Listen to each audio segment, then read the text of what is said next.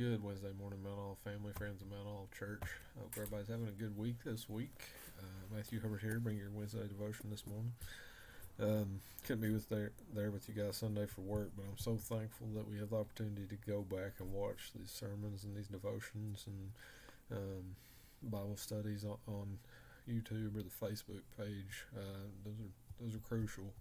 I don't know how many times I've heard something in a sermon and forgot to write, jot it down so I can just go back and watch it. So I'm very thankful for that we have that at our church. Really good message that the Lord gave Pastor TJ Sunday. A really timely message for those of us like me struggling with some stuff, some anxieties and stressors and stuff.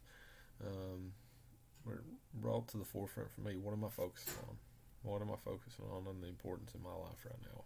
And so the first point, you really just struck home with me. He is enough. Coming from Job 13:15, though he slay me, yet will I trust in him. And I think this was a quote on the slide. I couldn't see the slides too well from my phone, but strip it all away, and yet in him I will trust.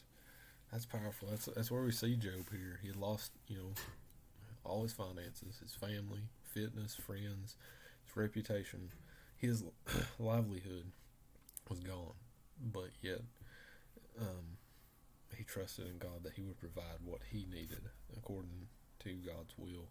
And I think that's so crucial to our walk of faith is, to strip that away, strip the earthly, fleshly desires away from us.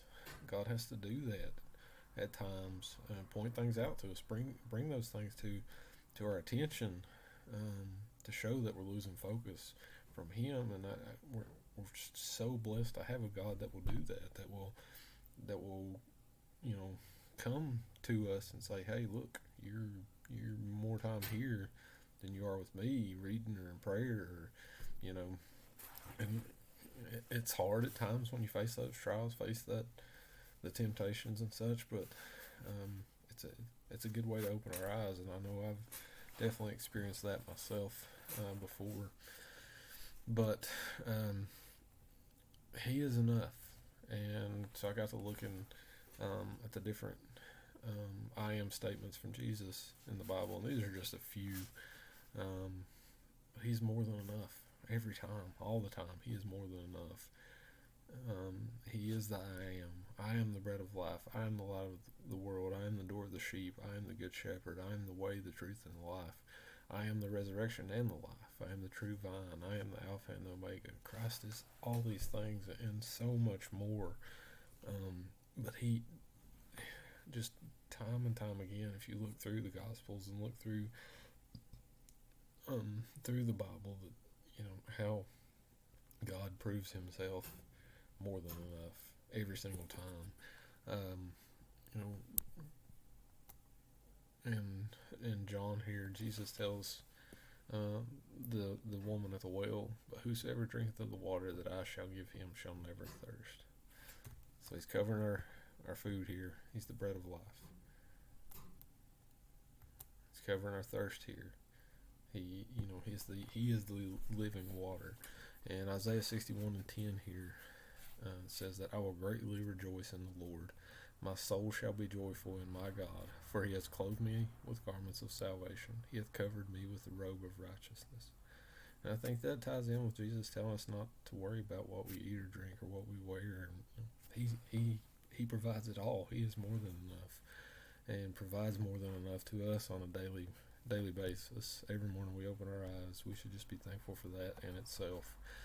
And so how do we acknowledge, how do we,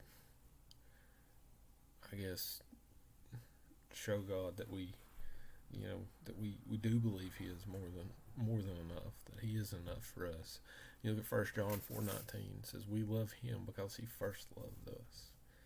God took the first step. He created us in His image. When we strayed, He sent His perfect, precious Son to die for us, to take our place, to take that wrath that separation from the Father, so we wouldn't have to experience that.